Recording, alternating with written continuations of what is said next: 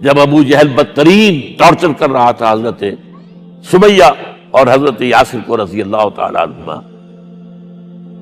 آپ کے علم میں ہے کیسی کیسی ٹارچر کی ہے؟ جوان بیٹے کو باندھ دیا ایک ستون کے ساتھ، اس کی نگاہوں کے سامنے برہنہ کیا ہے مار کو،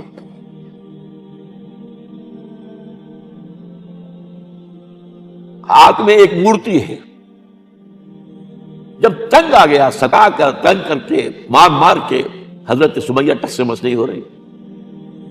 کہتا ہے تم ایک دفعہ کہہ دو سمیہ کہ ہاں اس مورتی میں بھی کچھ ہے، میں تمہیں چھوڑ دوں۔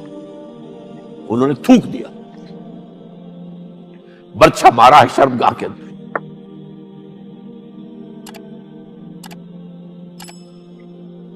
کتنی تکلیف پہنچی ہوگی ان کو،